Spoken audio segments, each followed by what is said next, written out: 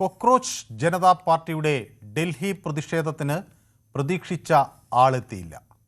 Social മീഡിയയിൽ പ്രസ്ഥാനത്തിന് ലഭിച്ച പ്രചാരം അസാധാരണമായിരുന്നു. ലക്ഷക്കണക്കിന് അനുയായികൾ, വൈറലായ വീഡിയോകൾ, തുടർച്ചയായ ഡിജിറ്റൽ ക്യാമ്പയിനുകൾ. പക്ഷേ തെരുവിലിറങ്ങിയപ്പോൾ പലരും വിട്ടുനിന്നു. ഒരു വൈറൽ തമാശയായി ആരംഭിച്ച കൂട്ടായ്മയാണ് CJP. അത് രാജ്യത്ത് ജെൻസി കലാപം വിതയ്ക്കുമെന്ന് കണക്കുകൂട്ടി ചിലർ. തൊഴിലില്ലായ്മ, വിലക്കയറ്റം, വിദ്യാഭ്യാസ മേഖലയിലെ പ്രതിസന്ധികൾ ഇതൊക്കെ ചൂണ്ടിക്കാട്ടി യുവജനങ്ങളുടെ രാഷ്ട്രീയ ശബ്ദമാകുമെന്ന് CJP പ്രഖ്യാപിച്ചു. ഇന്ത്യൻ രാഷ്ട്രീയത്തിലെ ഒരു പുതിയ ശബ്ദമായി അവർ ഉദയം ചെയ്തു എന്ന് പ്രതീക്ഷിച്ചവർ പക്ഷേ ഇപ്പോൾ നിരാശരായി. ഓൺലൈനിൽ കണ്ട ആവേശം ഓഫ്ലൈനിൽ കാണാൻ കഴിഞ്ഞില്ല. ഓൺലൈനിലെ ആവേശവും ഓഫ്ലൈനിലെ ജനപങ്കാളിത്തവും തമ്മിലുള്ള വലിയ വ്യത്യാസം പ്രകടമായി. അഴിമതിക്കും പരീക്ഷാ ക്രമക്കേടുകൾക്കുമെതിരെ ശക്തമായ ജനകീയ പ്രക്ഷോഭം ഉയർത്താനാകാത്തത് എന്തുകൊണ്ട്? രാഷ്ട്രീയത്തിൻ്റെ യഥാർത്ഥ പരീക്ഷ സോഷ്യൽ മീഡിയയിലല്ല, തെരുവുകളിലാണ്. അവിടെയാണ് ഒരു പ്രസ്ഥാനത്തിൻ്റെ സംഘടനാശേഷിയും ജനകീയ സ്വാധീനവും തെളിയിക്കേണ്ടത്. പാറ്റകൾക്ക് അതിനായോ? രാഷ്ട്രീയം വെറുമൊരു ഹാഷ്ടാഗുകളുടെയോ വൈറൽ വീഡിയോകളുടെയോ കളിയല്ല. ജനവിശ്വാസവും സംഘടനാ സംവിധാനവും തുടർച്ചയായ പ്രവർത്തന സമര പാരമ്പര്യവും നേതൃത്വത്തിലെ വിശ്വാസ്യതയും എല്ലാം ചേർന്നാണ് ഒരു രാഷ്ട്രീയ ശക്തി രൂപപ്പെടുന്നത്. സോഷ്യൽ മീഡിയ ക്യാമ്പയിനിൽ വിജയിക്കുക പ്രധാന കാര്യം തന്നെ. പക്ഷേ ജനങ്ങളെ തെരുവിലിറക്കാൻ അതുമാത്രം മതിയോ? പാറ്റകളെ വിശ്വസിക്കുന്നുണ്ടോ ഇന്ത്യ? സ്വാഗതം പൊതുവേദിയിലേക്ക്.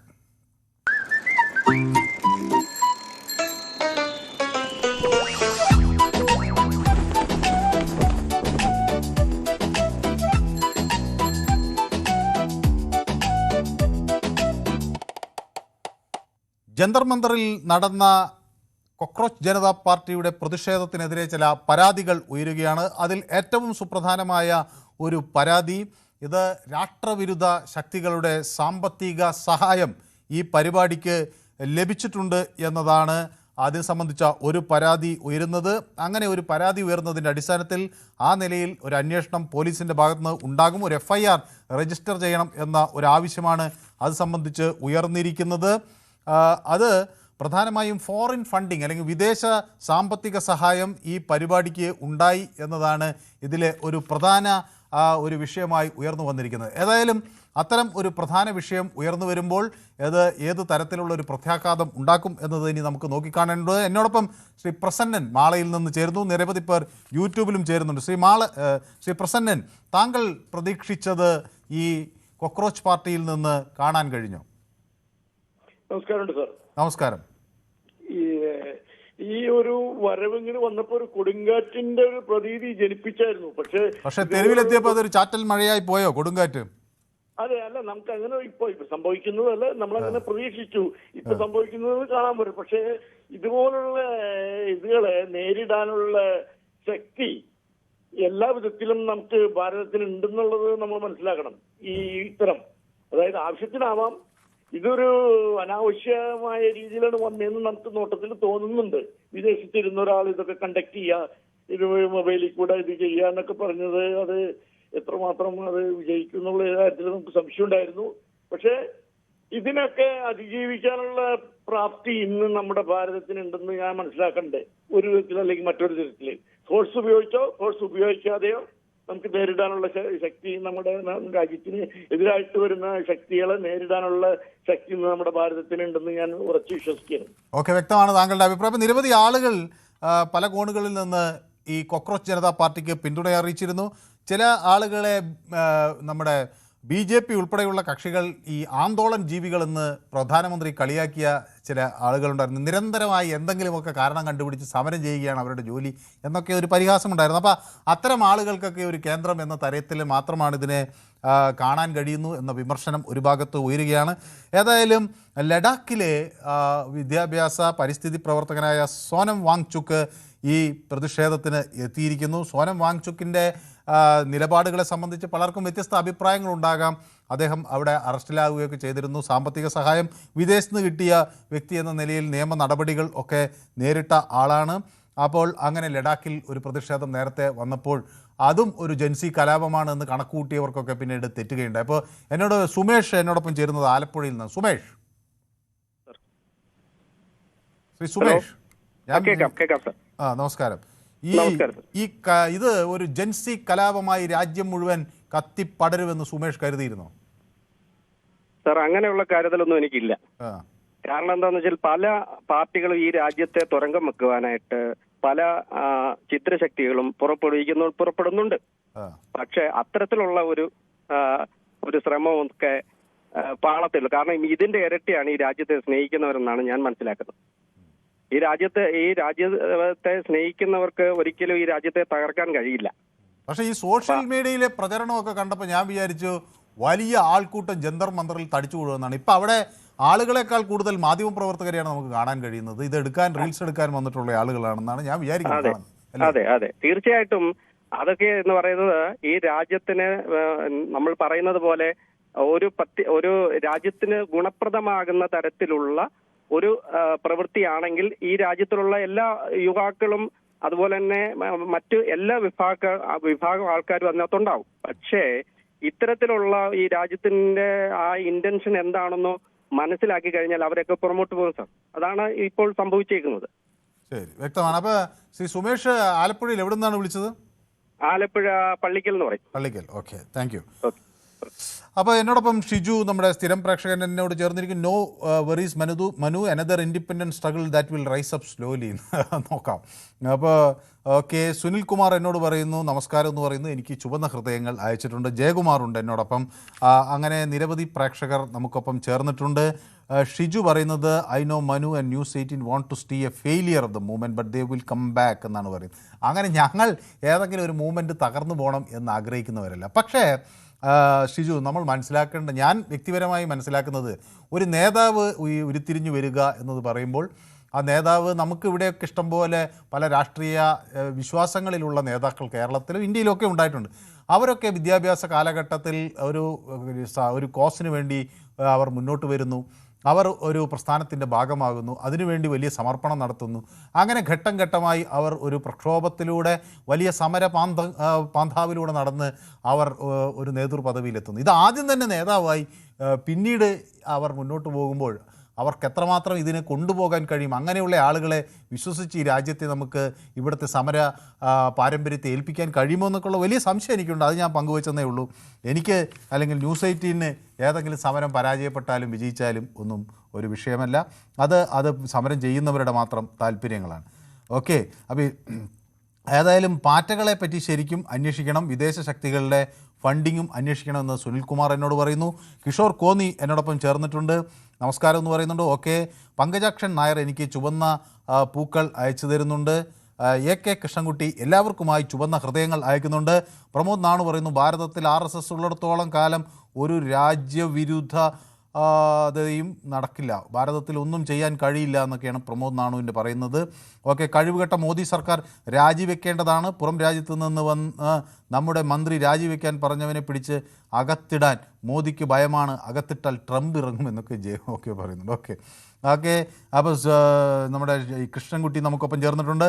സതീശൻ ഡെയിലി രാജിവെക്കേണ്ടി വരും എന്ന് അങ്ങനെയെങ്കിൽ സുനിൽകുമാർ പറയുന്നു. നമ്മുടെ ഗൗതം എന്നോടൊപ്പം ചേർന്നുണ്ട്. ഹായ് ഗൗതം ചേർന്നുണ്ട്. ഷെയ്നും എന്നോടൊപ്പം ചേർന്നുണ്ട്. Hi Shane. അപ്പോൾ ഈ കോക്രോച്ച് പാർട്ടിയുടെ അവിടെ പ്രതിഷേധ രംഗങ്ങളിൽ നിന്ന് നമുക്ക് നിറയെ ആളുകൾ, മറ്റു പാർട്ടിക്കാർ അവർക്ക് പിന്തുണ പ്രഖ്യാപിക്കുന്നതിൻ്റെ വിവരങ്ങളൊക്കെ വരുന്നുണ്ട്. ദീപാങ്കർ ഭട്ടാചാര്യ CPI ML നേതാവാണ്. അദ്ദേഹം ഈ സമരത്തിൻ്റെ ഭാഗമായി അവിടെ എത്തിയിരിക്കുന്നു. മറ്റു ചില സോനം വാങ്ചുക്കിനെ പോലുള്ള ആളുകൾ എത്തിയിരിക്കുന്നു. 6 പേരെ അവിടെ പോലീസ് ചില അടിപിടിയും ബന്ധപ്പെട്ട് സംഘർഷവുമായി ബന്ധപ്പെട്ടൊക്കെ കസ്റ്റഡിയിലെടുത്തിരിക്കുന്നു എന്ന വിവരങ്ങൾ കൂടി എനിക്ക് ലഭിക്കുന്നുണ്ട്. അപ്പോൾ എന്നോടൊപ്പം ചേരുന്നത് ശ്രീ രാകേഷ് പാലിൽ നിന്നാണ്. Rakesh sir, good evening. Good evening Rakesh. ഞാൻ ഈ പുതിയ പ്രസ്ഥാനത്തെ കുറിച്ച് എനിക്ക് നല്ല അഭിപ്രായം ഒന്നല്ല ഉള്ളത്. പക്ഷേ അത് രാജ്യത്തിനെ അസ്ഥിരപ്പെടുത്താനുള്ള ഒരു സംവിധാനം എന്ന രീതിയിലാണ് ഈ പുറത്തുനിന്നാണ് ഈ നേതാവ് വരുന്നത്, യൂറോപ്പിൽ നിന്നൊക്കെ. എന്നിരുന്നാലും ഇപ്പോൾ സംഭവിച്ചിരിക്കുന്ന വിദ്യാഭ്യാസ മേഖലയിൽ സംഭവിച്ചിരിക്കുന്ന നീറ്റ് പരീക്ഷ സത്യത്തില് സർക്കാരിനുള്ള വീഴ്ച തന്നെയാണ്. ഞാൻ ഈ സർക്കാരിനോട് എതിർപ്പുള്ള ആളൊന്നുമല്ല.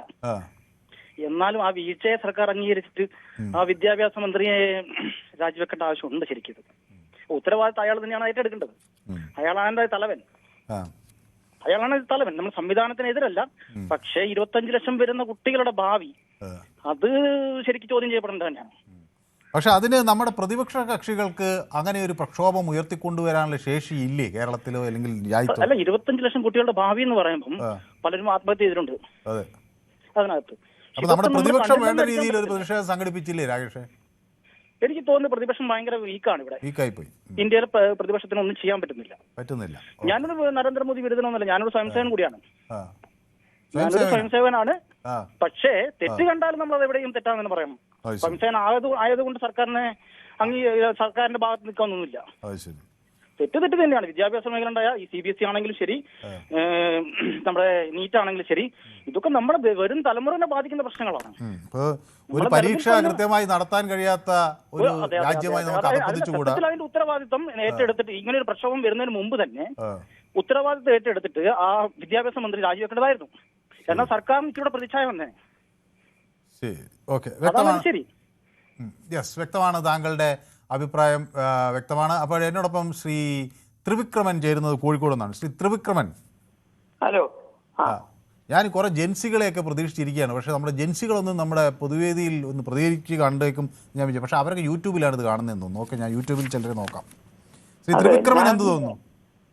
എനിക്ക് ഇതിനെ സംബന്ധിച്ച് തീർച്ചയായും യുവാക്കളുടെ ഇന്ന് തികച്ചും ആകപ്പാട് നിരാശയിലും അങ്ങേയറ്റം അപകടകരമായ അവസ്ഥയിലാണ്. അത് പരിഹരിക്കാൻ എന്ന് പറഞ്ഞാൽ പരീക്ഷ നടത്തുക എന്ന് പറഞ്ഞാൽ തീർച്ചയായിട്ടും രാജിവെക്കേണ്ടത്. ഇത് 1 or 2 പരീക്ഷയല്ല. ഇപ്പം കേന്ദ്ര ഗവൺമെന്റ് നടത്തുന്ന ഒരു ധാരാളം പരീക്ഷകളിൽ ഈ ഇങ്ങനെ അതിനെതിരെ ഒരു പ്രതിഷേധം ഉയർത്തിക്കൊണ്ടുവരാൻ ഈ ജൻസികൾക്ക് അല്ലെങ്കിൽ ഈ പാറ്റകൾക്കാകുമോ? അത് ഇന്നത്തെ ഇത് കണ്ടു കഴിഞ്ഞാൽ അത്ര പ്രതീക്ഷ രീതി വന്നില്ലെങ്കിലും ഇവിടുത്തെ യുവാക്കൾക്ക് തികച്ചും അസംതൃപ്തിയും തൊഴിലില്ലായ്മയും എല്ലാം കൂടി നിൽക്കുന്ന അവസ്ഥ. ഇതിനെ ലീഡ് ചെയ്യാൻ ഒരു നല്ല നേതൃത്വം വരാൻ വെച്ചാൽ ഇവിടുത്തെ ഏത് ഭരണകൂടത്തിനെയും വെല്ലുവിളിക്കാൻ കഴിയും. ശരി, വ്യക്തമാണ് താങ്കളുടെ അഭിപ്രായം. ശ്രീ ത്രിവിക്രമൻ ഏത് മേഖലയിലുള്ള ആളാണ്? വിദ്യാഭ്യാസ ഇതിനെ ചെറുതായി സപ്പോർട്ട് ചെയ്യുന്നുണ്ട്. അല്ല, അങ്ങനെ ഏത് മേഖലയിൽ ജോലി ചെയ്യുന്ന ആളാണ്? ജോലി ചെയ്തിരുന്ന ആളാണ് അല്ലെങ്കിൽ? ഞാനോ? ഞാൻ കേരള വാട്ടർ അതോറിറ്റിയിൽ നിന്ന് റിട്ടയർ ചെയ്ത ഒരാളാണ്. Water authority. അതെ അതെ. ഓക്കെ, അപ്പോൾ വളരെ സന്തോഷം. കോഴിക്കോട് എവിടെയാണ് സ്ഥലം? എന്നോട് ഒരിക്കൽ പറഞ്ഞിരുന്നോ എനിക്ക് സംശയം. സ്ഥലം എവിടെയാണ്? ബാലുശ്ശേരി. ഓക്കെ. ശരി, വളരെ നന്ദി. അവിടുന്ന് ബാലുശ്ശേരി എന്നാണ് വിളിച്ചത്. ഓക്കെ, വളരെ നന്ദി. അപ്പോൾ എന്നോട് VC തോമസ്, നമ്മുടെ സ്ഥിരം പ്രേക്ഷകനാണ്, അദ്ദേഹം പറയും, നമസ്കാരം മനു, വീട്ടിലിരുന്ന് ആർക്കും ലൈക്ക് അടിക്കാം, തെരുവിലിറങ്ങി പ്രക്ഷോഭം നടത്താൻ ചങ്കൂറ്റം വേണം. അത് ഞാൻ VC തോമസിനോട് 100% യോജിക്കുകയാണ്. ലൈക്ക് അടിക്കുക, എന്തെങ്കിലും മെസ്സേജ് കിട്ടിയാൽ ഫോർവേഡ് ചെയ്താൽ തൻ്റെ ഉത്തരവാദിത്വം തീർന്നു എന്ന് വിശ്വസിക്കുന്ന ഒരു വലിയ ആൾക്കൂട്ടം നമുക്ക് ചുറ്റുമുണ്ട്.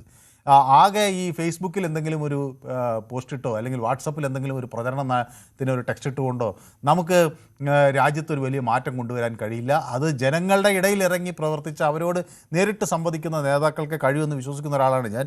VC തോമസും അങ്ങനെ വിശ്വസിക്കുന്നു എന്നാണ് ഞാൻ മനസ്സിലാക്കുന്നത്. ശ്വാസകോശ രോഗങ്ങളിൽ ആശ്വാസം നൽകുന്ന ബ്ലാറ്റ എന്ന മരുന്ന് നിർമ്മാണം ഈ കൊക്രോച്ച് എന്ന പാറ്റകളിൽ നിന്നാണ് എന്ന് കേട്ടിട്ടുണ്ട്. ഓഹോ, അത് കൊള്ളാം. അത് ഡോക്ടർ MP മണിയാണ്. അദ്ദേഹം പറയുന്നത് നമ്മുടെ ശ്വാസകോശ രോഗങ്ങൾക്ക് ആശ്വാസം നൽകുന്ന ഒരു മരുന്ന് പാറ്റകളിൽ നിന്ന് നിർമ്മിക്കുന്നുണ്ട് എന്നാണ് പറയുന്നത്. രാഷ്ട്രീയ രംഗത്തെ ശ്വാസം മുട്ടൽ മാറ്റാൻ ഇവർക്ക് കഴിയുമോ എന്ന് പക്ഷേ അദ്ദേഹത്തിന് അറിയില്ല എന്നാണ് പറയുന്നത്. ഓക്കെ, എല്ലാറ്റിനും പാറ്റ ഗുളിക കൊടുത്തു വിടണമെന്ന് എന്നോട് പറയും. അങ്ങനെ വേണ്ട, ആളുകൾ പ്രതിഷേധിക്കട്ടെ, പ്രതിഷേധിക്കാനൊക്കെ എല്ലാവർക്കും സ്വാതന്ത്ര്യമുണ്ട്. സതി ബാബുരാജ് പറയുന്നു, നമസ്കാരം Manu, you said right, this is not a legal party, where is your court എന്ന് എന്നോട് ചോദിക്കുന്നുണ്ട്. ഞാനിന്ന് കോട്ട് ഇട്ടില്ല. അപ്പോൾ എല്ലാ ദിവസവും കോട്ട് ഇടുന്നത് കൊണ്ട് കുഴപ്പമൊന്നുമില്ല. പക്ഷെ ഞാൻ ഇന്ന് വിചാരിച്ചു ഇന്നൊക്കെ ഒരു സാറ്റർഡേ ഒക്കെ അല്ലേ, അപ്പോൾ ഒരു വീക്കെൻഡ് മൂഡിലേക്ക് വന്നേക്കാം എന്ന് വിചാരിച്ചിട്ടാണ്. അപ്പോൾ നോക്കാം, നമുക്ക് നാളെ വളരെ നിർബന്ധമാണെങ്കിൽ കോട്ടിടാം. ഓക്കെ, പ്രമോദ് നാണു നമുക്ക് എന്നോടൊപ്പം ചേർത്തിട്ടുണ്ട്. സുനിമോൾ എന്നോടൊപ്പം ചേർന്നിട്ടുണ്ട്. അപ്പോൾ സുനിമോൾ ഒക്കെ നമ്മുടെ പൊതുവേദിക്കൊപ്പം സ്ഥിരം ചേരുന്ന ആളുകളാണ്. അപ്പോൾ ഇന്ന് അവരൊക്കെ ഉണ്ട്. മോദിയുടെ ഭാരതത്തിൽ ഒരു പാറ്റയും പറക്കില്ലെന്നാണ് എന്നോട് ശിവൻ കരോളി പറയുന്നത്. ശ്രീമതി സൗമ്യ നമ്മുടെ പൊതുവേദിയുടെ സ്ഥിരം പ്രേക്ഷക എന്നോടൊപ്പം ചേർന്നിട്ടുണ്ട്. സഖാവ് ആനി രാജയെ അഭിസംബോധന ചെയ്ത ഭാഷ ബലവിനീയം. ഓക്കെ, ആരോ ശ്രീമതി ആനി രാജയെ മോശമായി പറഞ്ഞു എന്നാണ് ഇതിൽ കാണുന്നത്. ഓക്കെ, അത് ഞാൻ എന്താ നോക്കാം. ഓക്കെ, മുമ്പ് പേരില്ലാത്തൊരു പാർട്ടിയുടെ ബന്ദ് നടത്തി കുറേ നാശം സംഭവിച്ചുവെന്ന് ജയകുമാർ പറയുന്നു. SFIയെയും പാറ്റകൾക്കൊപ്പം ചേർന്നിട്ടുണ്ടെന്ന് ശ്രീ കൃഷ്ണൻകുട്ടി പറയുന്നു. Okay, anti Indian agents are supporting CJP to destabilise India and trying to do so many things എന്ന് എന്നോട് കുമാരി പത്മജ എന്നോട് പറയുന്നു. പങ്കജാക്ഷൻ പറയുന്നു സോഷ്യൽ മീഡിയ ഇമ്പാക്റ്റ് ജമ്പ് ചെയ്ത് പോയി. ഓക്കെ, സലീമ വി എന്നോട് പറയുന്നു റദ്ദാക്കിയ പരീക്ഷ എഴുതിയവർക്ക് നഷ്ടപരിഹാരം നൽകണം, അത് പരീക്ഷ നടത്താൻ കരാറെടുത്തവരിൽ നിന്ന് ഈടാക്കണം എന്ന് പറയുന്നു. നന്ദകുമാർ പി എന്നോട് പറയുന്നു പരീക്ഷകൾ കുറ്റമറ്റമാകണം, അത് സർക്കാരിൻ്റെ ഉത്തരവാദിത്വം തന്നെ, അതിന് വിദ്യാഭ്യാസ മന്ത്രിയുടെ രാജി കൊണ്ട് കഴിയുമോ എന്ന് ചോദിക്കുന്നു. ഏതായാലും ഇതിൻ്റെ ഉത്തരവാദിത്വം ആളുകൾ ഏറ്റെടുക്കേണ്ടതാണ് എന്നൊക്കെ ചിലർ പ്രതികരിക്കുന്നു. എന്നാൽ മറ്റു ചിലർ അതിന് ഇതല്ല മാർഗം എന്നുള്ള ഒരു പ്രതീതിയും വയ്ക്കുന്നു. NEET exam paper leak will continue as media supports this എന്ന് ഷിജു എന്നോട് ഓർമ്മിപ്പിക്കുന്നു. കരിമണൽ കർത്തയുടെ ഇടപാടുകാരെ പറ്റിയും ഒരു അന്വേഷണം വേണം എന്ന് മുരളി വരുന്നു. മുരളിക്ക് അപ്പോഴും ഇവിടെയാണ് പ്രതിഷേധം. ഓക്കെ, വിദേശ ഫണ്ടിങ് അന്വേഷിക്കണം എങ്കിൽ 1959 അമേരിക്കയുടെ കയ്യിൽ നിന്നും $10 ലക്ഷം വാങ്ങി വിമോചനം നടത്തിയ സംഭവം മുതൽ അന്വേഷിക്കണം എന്ന് എന്നോട് ശ്രീ കൃഷ്ണൻകുട്ടി പറയുകയും ചെയ്യുന്നു. അങ്ങനെ നിരവധി ആളുകൾ എനിക്കൊപ്പം ചേർന്നിട്ടുണ്ട്. അപ്പോൾ ശ്രീ മുരളീധരൻ വയനാട്ടിൽ നിന്ന്. ശ്രീ മുരളീധരൻ. സാർ, പിന്നെ ഇത് നമ്മൾ ഈ ഏതൊരു പരിപാടിയുടെ വിജയം അതിന്റെ ഉദ്ദേശശുദ്ധി ആശ്രയിച്ചിരിക്കും എന്നുള്ളതാണ് എന്റെ ഒരു അഭിപ്രായം. ഇത് സ്വാഭാവികമായിട്ട് ഇത് വിദേശ ഫണ്ടിങ് തന്നെയാണ് ഇതിന്റെ കാരണം. മാത്രമല്ല, ഇവിടെയുള്ള ഈ ഇടതുപക്ഷ പ്രസ്ഥാനങ്ങൾക്കൊക്കെ ഇവിടെ വിജയിക്കാൻ കഴിയാത്തതിന്റെ ഒരു വിരോധം ഈ പാറ്റകളുടെ കൂടെ കൂടിയിട്ട്, അതുകൊണ്ടാണ് ആനി രാജ അങ്ങനെയുള്ള ഇടതുപക്ഷ പ്രസ്ഥാനങ്ങളൊക്കെ ഇതിനകത്ത് പങ്കെടുത്തിട്ടുള്ളത്. ഇതിന്റെ ഉദ്ദേശശുദ്ധി എന്ന് പറയുന്നത് തീർച്ചയായിട്ടും ഈ നീറ്റിനെ സംബന്ധിച്ചുള്ള ആ ഒരു ഭാഗം ശരി തന്നെയാണ്. അത് വിദ്യാർത്ഥികളെ സംബന്ധിച്ച് അവരുടെ ഭാവിയെ ബാധിച്ച പ്രശ്നം തന്നെയാണ്. പക്ഷെ അതിനെ നേരിടേണ്ട രീതി ഇതുപോലെയുള്ള പാറ്റകൾ ഈ രീതിയിലാകരുത്. അതിന്റെ കൊടുത്ത നാമകരണം തന്നെ ഒന്ന് ആലോചിച്ച് നോക്കൂ. നമ്മുടെ സംസ്കാരത്തിനെ പറ്റിയ ഒരു പേരാണോ പാറ്റ? ഇനിയിപ്പോ അടുത്ത് വേറൊരാൾ വരും, ഒരു നേതാവ് വിദേശം ഒരു മൂട്ട എന്നൊരു പേരിടും. അപ്പോ എല്ലാം ഇതിന്റെ ഉദ്ദേശശുദ്ധി നല്ലതല്ലാത്തത് കൊണ്ടാണ് ഇതിന്റെ പരാജയം വന്നത്. ഞാനും രാവിലെ ഈ പാറ്റകളുടെ സംഘർഷം അതിശക്തമായിരിക്കും എന്നുള്ള ധാരണ ടിവിയുടെ മുമ്പിൽ തന്നെയായിരുന്നു, ഇപ്പോഴും ടിവിയുടെ മുമ്പിൽ തന്നെയാണ്.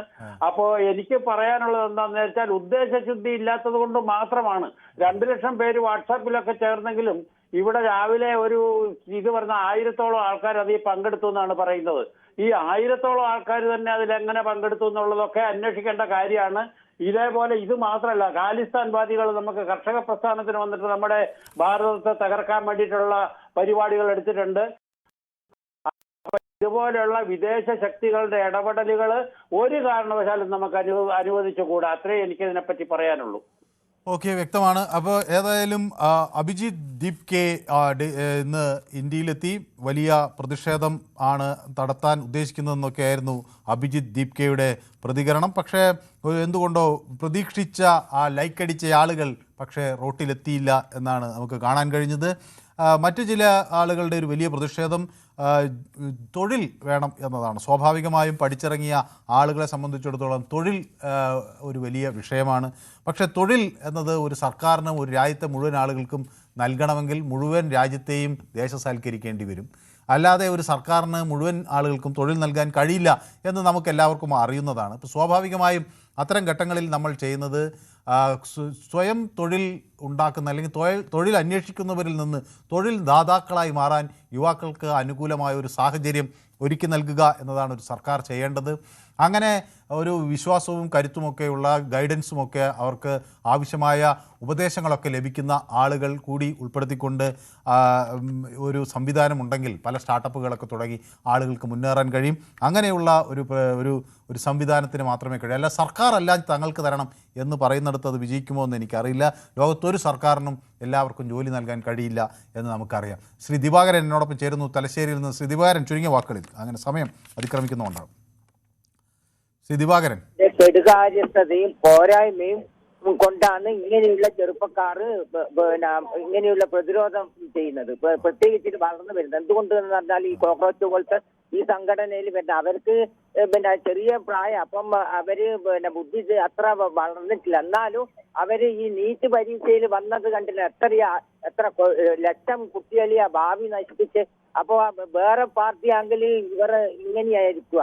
ഈ അതായത് താങ്കളുടെ അഭിപ്രായം. ഇതിൽ പങ്കെടുത്ത ഭൂരിപക്ഷം ഇന്ത്യ വിരോധികളാണ് എന്നോട് ശ്രീ മുരളി പറയുകയാണ്. അതോടൊപ്പം ഈ സുനിമോൾ ഒരു പ്രതിഷേധം ഉണ്ടാക്കിയാൽ എല്ലാം ശരിയാകുമോ എന്ന് എന്നോട് ചോദിക്കുന്നു. This is a youth movement, not an oldies movement എന്ന് ഷിജു പറയുന്നു. Even electoral bonds funding should be stopped എന്ന് പറയുന്നു. അതൊക്കെ ഇലക്ട്രൽ ബോണ്ടൊക്കെ എന്നേ അവസാനിച്ച പരിപാടിയാണ്. ഓക്കെ, അപ്പോൾ ഏതായാലും ജന്തർ മന്ദറിൽ പ്രതിഷേധത്തിനായി ആളുകൾ തുടരുന്നു. പക്ഷേ വലിയ പ്രതിഷേധിച്ച് എത്തിയവർക്ക് വലിയ പ്രതിഷേധം കാണാൻ കഴിഞ്ഞില്ല. അഭിജിത്ത് ദീപ്കെ ഡൽഹിയിലെത്തിയപ്പോൾ അദ്ദേഹത്തെ വലിയ തോതിൽ സ്വീകരിച്ച് ആനയിച്ച് കൊണ്ടുവരുമെന്നൊക്കെയാണ് പ്രതീക്ഷിച്ചത്. ഏതായാലും പോലീസ് അനുമതി നിഷേധിക്കുമോ എന്ന ആദ്യഘട്ടത്തിലൊരു ആളുകളൊക്കെ ചിലരൊക്കെങ്കിലും സംശയിച്ചിരുന്നു. പക്ഷേ അതൊന്നും ഉണ്ടായില്ല. പോലീസ് അവർക്ക് അവിടെ അനുമതി നൽകിയിരിക്കുന്നു. അതുപോലെ ദീപ്കെ ആദ്യം തന്നെ പറഞ്ഞത് looking forward to meet you all at Jantar Mantar, don't forget to carry a book and our tiranga എന്നൊക്കെ പറഞ്ഞാണ് വന്നത്. അപ്പോൾ നമ്മുടെ ദേശീയ പതാകയൊക്കെയായി തിരങ്കയൊക്കെയായി വരുമ്പോൾ ഇത് വലിയൊരു പ്രതിഷേധമാകും, അല്ലെങ്കിൽ വലിയ ഒരു ദേശസ്നേഹത്തിൻ്റെ ഒരു പ്രതിഷേധമായി വരും എന്ന് കരുതിയവരുണ്ട്. Offer flowers to policemen as a gesture of compassion and gratitude എന്ന് പറഞ്ഞിരുന്നു. We have to lead this movement with love and peace എന്നാണ്. അപ്പോൾ ഒരു കാര്യം അവിടെ ആദ്യം അവർ പറഞ്ഞതിനോട് ഞാൻ യോജിച്ചിരുന്നു. സമാധാനപരമായാണ് അവർ പ്രതിഷേധത്തിന് വന്നത്. പോലീസിന് വരുമ്പോൾ അവരെ കല്ലെടുത്തെറിയാതെ അവർക്ക് ഓരോ പൂക്കളിലൊക്കെ നൽകാനൊക്കെയാണ് ഇവർ പദ്ധതിയിട്ടിരുന്നത് എന്നൊക്കെയാണ് ഇതിൽ പറയുന്നത്. പക്ഷേ ഇതൊക്കെ പറയുമ്പോഴും ഒരു രാജ്യവ്യാപകമായ ഒരു കൊടുങ്കാറ്റാകും എന്ന് പ്രതിഷേധിച്ചെടുത്ത് നിന്ന് അത്രയൊന്നും നമുക്ക് കാണാൻ കഴിയുന്നില്ല എന്ന് പറയുമ്പോൾ തന്നെ ജസ്റ്റിസ് സൂര്യകാന്ത് ഇത്തരം ആളുകളെ പറ്റിയല്ലേ പരാമർശിച്ചത് എന്ന് ചോദിക്കുന്നവരും മറുവശത്ത് വരികയാണ്.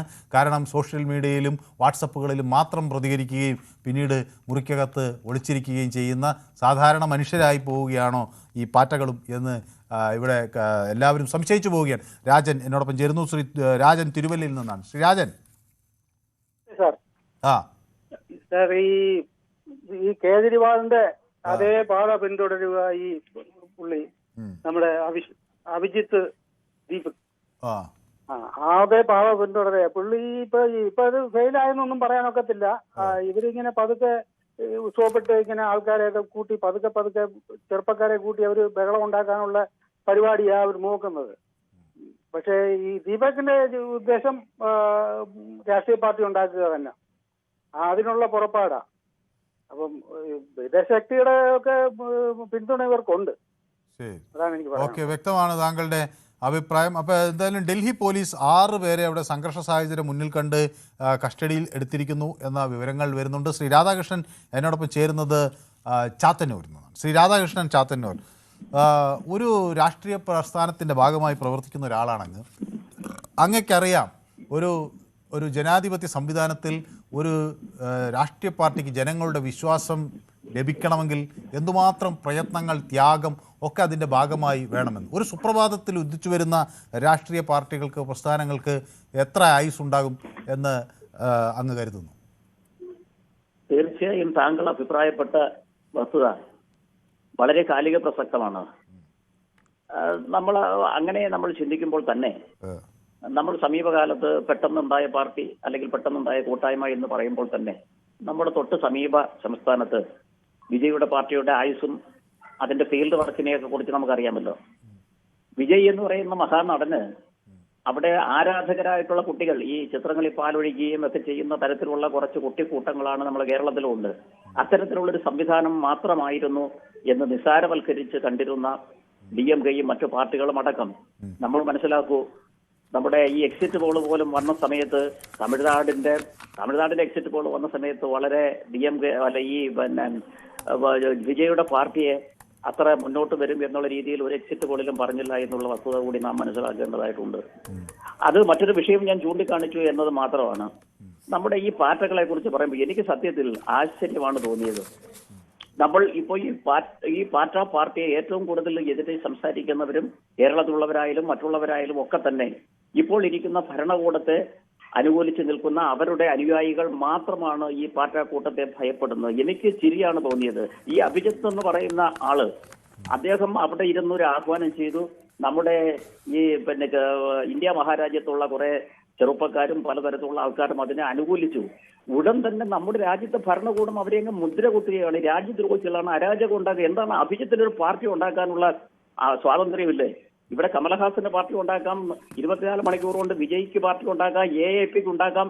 അപ്പോൾ BJP അല്ലെങ്കിൽ BJP അനുകൂലിക്കുന്ന ഒരു വൃന്ദം മാത്രമാണ് ഇതിനെ ഭയക്കുന്നത്. പണ്ട് നമ്മൾ മനസ്സിലാക്കണം, ഏകാധിപതികളും നമ്മൾ ഹിറ്റ്ലർ മുസോളിനിയെ കുറിച്ചൊക്കെ പറയുമ്പോൾ അവരെല്ലാം തന്നെ എന്തുകൊണ്ടാണ് ആക്രമണത്തിലേക്ക് കടന്നത്, ഭരണകൂട പക്ഷേ ഇവിടെ ശ്രീ രാധാകൃഷ്ണൻ ചാത്തന്നൂർ, ഒരു ചോദ്യം എനിക്കുള്ളത്, ഇപ്പോൾ വിജയ് എത്രയോ കാലമായി ഈ നമ്മുടെ പ്ലാറ്റ്ഫോമിലുള്ള ആളാണ്, ആളുകൾക്ക് അറിയാവുന്ന ഒരാളാണ്.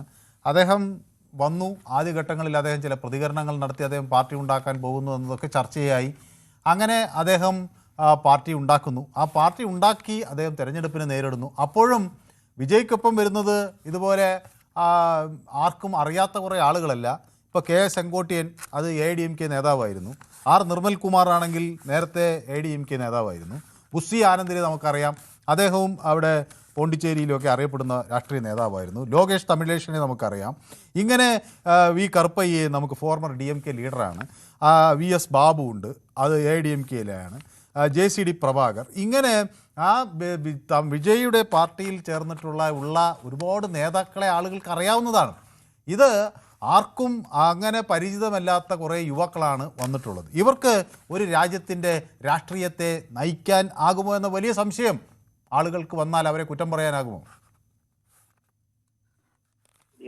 ഇന്ന് അവിടെ കൂടിയത് ഇത്തരത്തിലുള്ള ആൾക്കാരായിരുന്നു. നിങ്ങൾ നിരീക്ഷിക്കണം, ഇന്ത്യയിലെ ചെറുപ്പക്കാർക്ക് കൂടാൻ അവകാശമില്ല. ഞാൻ മറ്റൊരു കാര്യം ചോദിച്ചോട്ടെ. ഇപ്പോൾ തന്നെ നമ്മൾ ഇവിടുത്തെ ദോഷെതിർക്കുകൾ പറയുന്നത് ഫോണിൽ കൂടെ ലൈക്ക് അടിച്ചാൽ അവിടെ ആള് കൂടിയില്ലല്ലോ എന്നൊക്കെയാണ്. വളരെ വിരോധാഭാസത്തിലുള്ള കാര്യങ്ങളാണ് പറയുന്നത്. ഞാനത് ചോദിക്കട്ടെ, നമ്മുടെ ഏതെങ്കിലും ഇവിടെ ഭരണത്തിലിരിക്കുന്ന BJP അടക്കം ഡൽഹിയിൽ ഒരു പരിപാടി നടത്തിയാൽ ഉടനെ ആഹ്വാനം ചെയ്ത് നമ്മുടെ കേരളത്തിലുള്ള ജനങ്ങൾ മൊത്തം ട്രെയിനും പിടിച്ച് അവിടെ ചെല്ലുവോ? ഏത് പാർട്ടിക്കാണ് അങ്ങനെ ആള് കൂടുന്നത്? പക്ഷേ ലൈക്ക് അടിച്ചിട്ടുണ്ടെങ്കിൽ അവരത് തെരഞ്ഞെടുപ്പ് മെഷീനിലും ബട്ടണിലും അമർത്താൻ തയ്യാറാകും എന്നുള്ള കാര്യത്തിൽ മനുവിന് സംശയമുണ്ടോ? ഇപ്പൊ ഡൽഹിയിൽ പോകാനുള്ള പാട് ഞാൻ പോകാൻ ആഗ്രഹിച്ച കൂട്ടത്തിലാണ്. എനിക്ക് 56 വയസ്സുണ്ട്. എനിക്ക് പോകാൻ ആഗ്രഹിച്ച കൂട്ടത്തിലാണ്. കാരണം എന്റെ നേതാവ് അവിടെ വന്നിരുന്നു, ആനി രാജ. എന്റെ അടുത്ത് ആലോചിച്ചിട്ടല്ല, ഞങ്ങളുടെ താഴെ ഘടകത്തിൽ ആലോചിച്ചിട്ടല്ല ആനി രാജ അവിടെ വന്നത്. വിവിധ പാർട്ടികളോട് അതിൽ നിന്ന് മനസ്സിലാക്കേണ്ടത്, താഴെ തട്ടിലുള്ള രാധാകൃഷ്ണനും ദേശീയ നേതാവായിട്ടുള്ള ആനി രാജയും വിളിക്കാതെ അവിടെ വന്നിട്ടുണ്ടെങ്കിൽ BJPക്കെതിരെ മാസായിട്ടുള്ളൊരു സംവിധാനം. ഞാനിതിന് ആനി രാജ നിങ്ങളൊക്കെ പ്രതീക്ഷിച്ചത് അവിടെ വലിയ ജനക്കൂട്ടം വരുമെന്നാണല്ലോ. അതാണ് ഈ ആനി രാജ്യമൊക്കെ അവിടെ ഇവിടെ കാണുന്നത് ദുർബലമായ ഒരു പ്രതിഷേധമാണ്. അപ്പോൾ അവിടെ ചെന്ന ആളുകളെല്ലാം നിരാശരായി എന്നല്ലേ മനസ്സിലാക്കേണ്ടത്. SFI നേതാക്കൾ പോയി, ASF നേതാക്കൾ പോയി.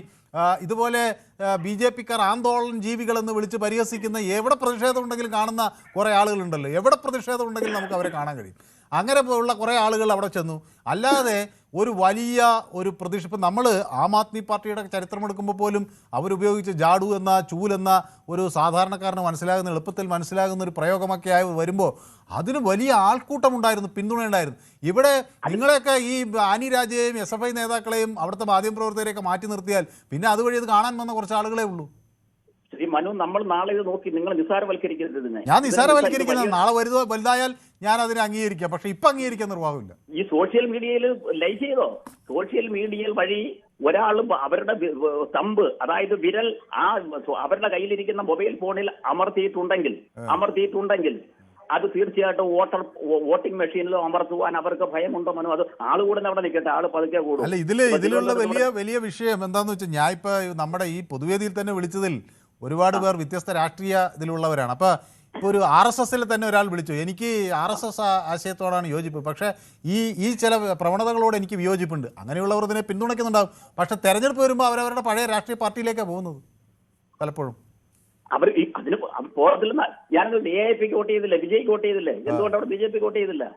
പിന്നെ ഇവിടെ കേരളത്തെ UDFന് വോട്ട് ചെയ്തില്ല, എന്തുകൊണ്ട് BJPക്ക് വോട്ട് ചെയ്തില്ല? ദേശീയ നിലവാരത്തിലുള്ള സംവിധാനം വെച്ച് BJPക്ക് ചില ഗിമ്മിക്കുകളും ചില അണ്ടർസ്റ്റാൻഡിങ്ങുകളും വെച്ച് 2-3 മണ്ഡലം പിടിച്ചു എന്നുള്ളതല്ലാതെ അത് അവര് ഒരു ചേഞ്ച് ആഗ്രഹിക്കുന്ന ജനം എപ്പോഴും മോസ്റ്റ് വയബിൾ ഓൾട്ടർനേറ്റീവ് ആണ് നോക്കുന്നത്. അത് BJP ആണ് ജയിക്കുന്നതെങ്കിൽ അവരെ വോട്ട് ചെയ്യും. അങ്ങനെ പറ്റുന്നിടത്ത് അവർ ചെയ്തു. അല്ലാത്തടത്ത് മറിച്ച് ചെയ്തു എന്നാണ് ഞാൻ മനസ്സിലാക്കുന്നത്. ശ്രീ മനു, ഒരു കാര്യം ഞാൻ പറഞ്ഞോട്ടെ.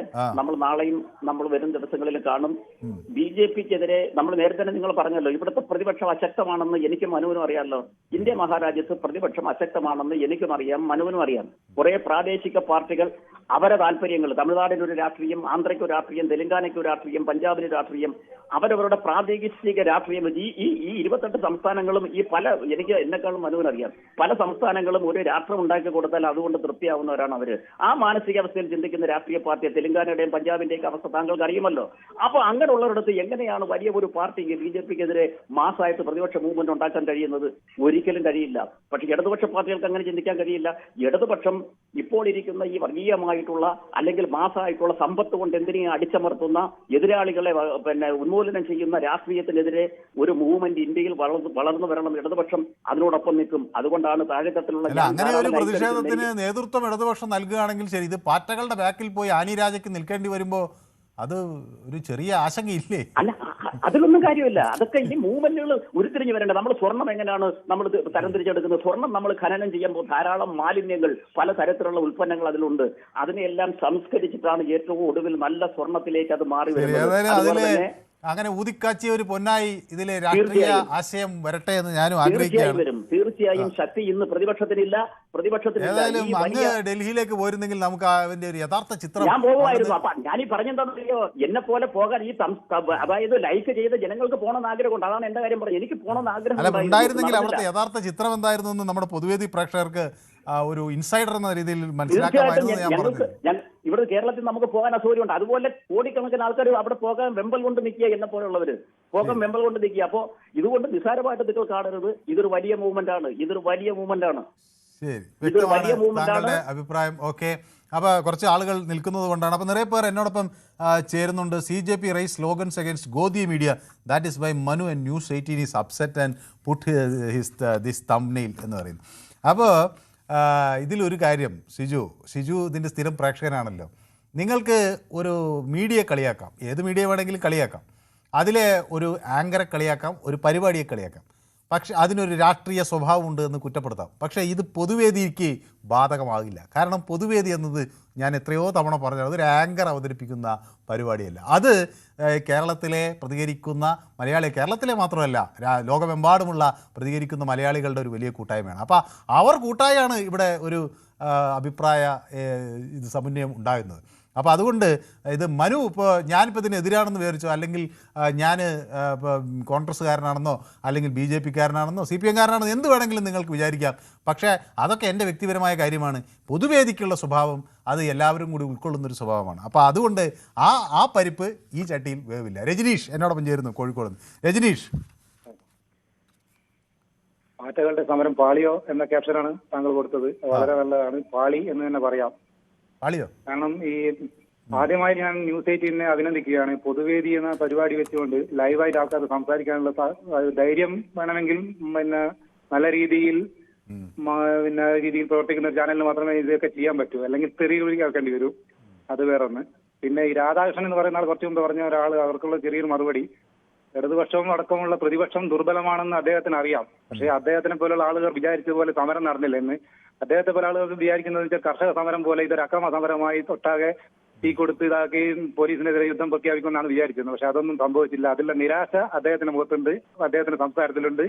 അദ്ദേഹം ഒരു ഇടതുപക്ഷക്കാരനായതുകൊണ്ട് സ്വാഭാവികമായിട്ടും ഒരു ഇന്ത്യൻ ഈ BJP സർക്കാരിനെ തകർക്കണം എന്ന ചിന്താഗതിയിൽ നിൽക്കുന്ന ഒരാളായിരിക്കാം. പക്ഷെ ഇതൊന്നും കൊണ്ടൊന്നും തകരില്ല. ഇന്നത്തെ സമരം പോലെ നല്ല രീതിയിൽ സമരം നടത്തിയാൽ പോലീസും നല്ല രീതിയിൽ പെരുമാറും. സമരം അക്രമാസക്തമായാൽ മാത്രമേ പോലീസ് അത് നേരിടാൻ നിൽക്കുകയുള്ളൂ. ഈ പാറ്റകളുടെ സമരം, ജൻസി സമരം എന്ന പേര് തന്നെ കേൾക്കുമ്പോൾ തന്നെ നമുക്ക് ഓർമ്മ വരുന്നത് നമ്മളെ അടുത്ത രാജ്യങ്ങളുണ്ടായ ജൻസി കലാപത്തിൽ ആ രാജ്യത്തെ തന്നെ നശിപ്പിക്കുന്ന തരത്തിലാണ് പല സംഭവങ്ങളും ഉണ്ടായിട്ടുള്ളത്. ആ ഒരു രീതിയിലേക്കാണ് ഈ കാര്യങ്ങൾ പോകാൻ ഇവർ ഉദ്ദേശിക്കുന്നത്. പക്ഷെ അതൊന്നും നടക്കുന്ന കേസല്ല. ഇവിടെ നേരിടാനുള്ള സംവിധാനം ഇവിടെ ഉണ്ട്. അത് ഇതിനെ അനുകൂലിക്കുന്ന 2 കോടി ആൾക്കാരുടെ പേര് 2 കോടി ചില്ല ആൾക്കാരാണ് ഇതിൽ ലൈക്ക് അടിച്ചിട്ടുള്ള ആൾക്കാർ. ഈ 2 കോടി ആൾക്കാർ BJPക്ക് സർക്കാരിനെതിരെ ഇന്ത്യയിലൊട്ടാകെയുള്ള ആൾക്കാരുടെ ഒരെണ്ണത്തിൽ നിന്ന് വരുന്ന ആൾക്കാരാണ് ഇതൊക്കെ. ഇതിനെ നേരിടാൻ അതിലും വലിയ ആൾക്കാർ പുറത്ത് വേറെ ഉണ്ടെന്നുള്ള കാര്യം ഈ രാധാകൃഷ്ണനെ പോലെയുള്ള ആൾക്കാർ മനസ്സിലാക്കണം എന്നാണ് എനിക്ക് പറയാനുള്ളത്. ഈ സമരം ഒരു കാര്യത്തിലും വിജയിക്കില്ല. നല്ല രീതിയിൽ സമരം ചെയ്താൽ പോലീസ് നല്ല രീതിയിൽ പെരുമാറും. അത്രയേ ഉള്ളൂ.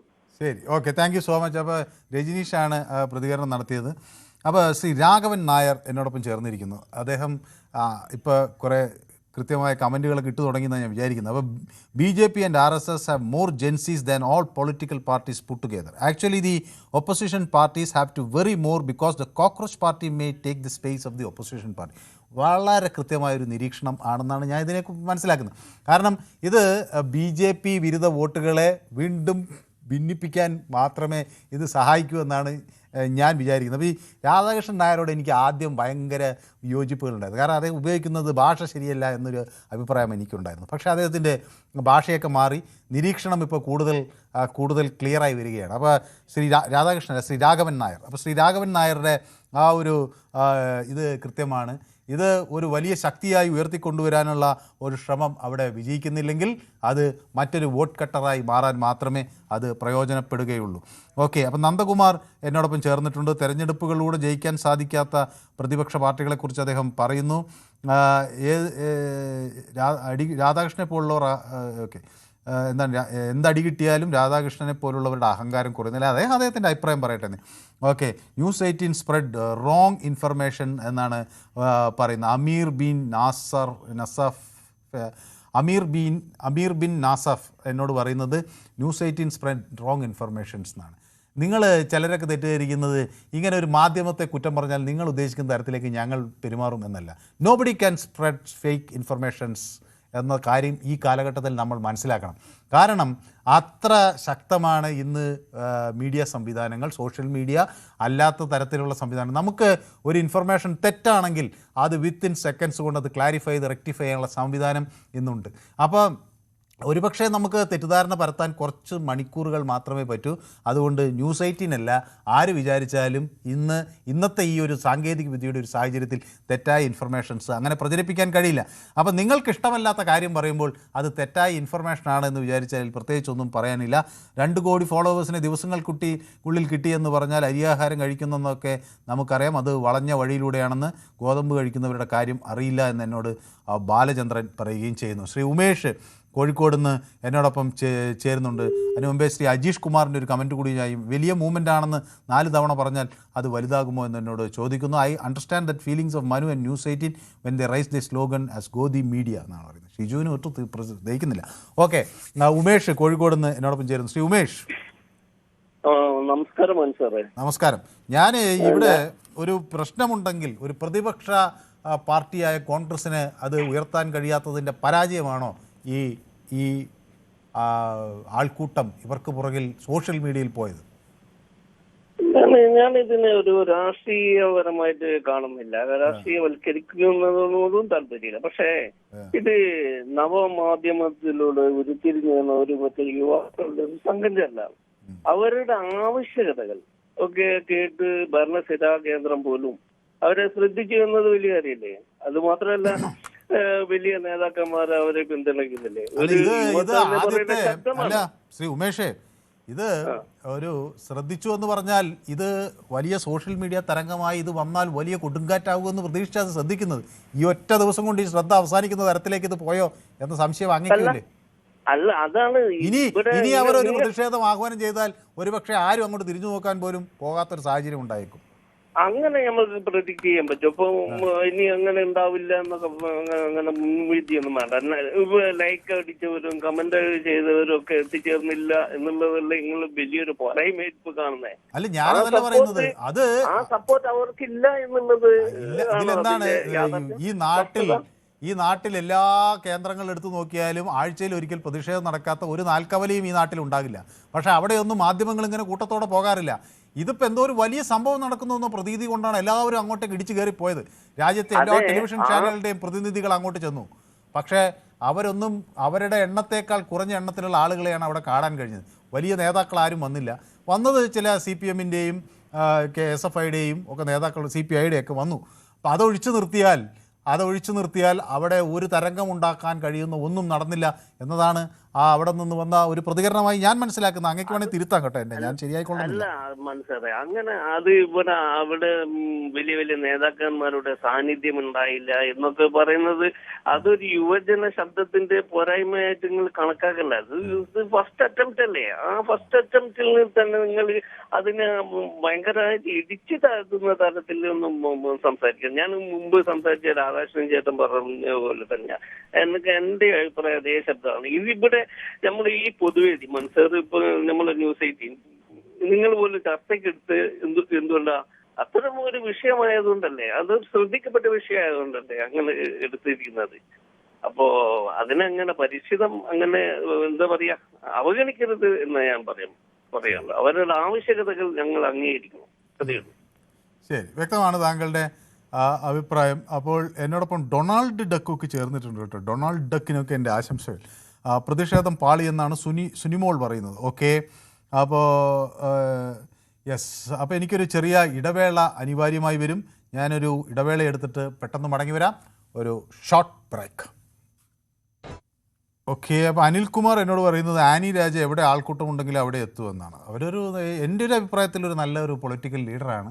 സ്വാഭാവികമായും അവർ ആൾക്കൂട്ടമുള്ളിടത്ത് രാഷ്ട്രീയക്കാരുണ്ടാകട്ടെ അനിൽകുമാർ, അതിൽ തെറ്റൊന്നുമില്ല. അപ്പോൾ നിരവധി പേർ എന്നോട് ഒപ്പം ചേർന്നതിൽ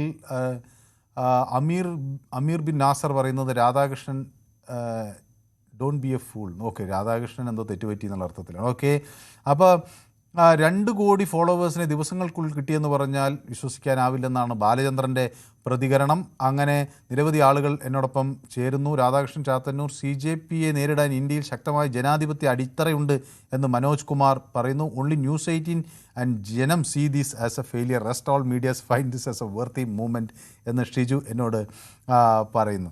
ഇത് 2 തരത്തിലാണ് അത് ഷിജു വിചാരിക്കുന്നത് ഇതെന്തോ മാധ്യമങ്ങളെ കുറ്റം പറഞ്ഞുകൊണ്ട് ഞാൻ അതിനെ എതിർക്കുന്നു എന്നാണ്. അങ്ങനെ മാധ്യമങ്ങളെ കുറ്റം പറഞ്ഞവരും അടിച്ചമർത്തുന്നവരും എല്ലാ കാലത്തും ഉണ്ടായിട്ടുണ്ട്.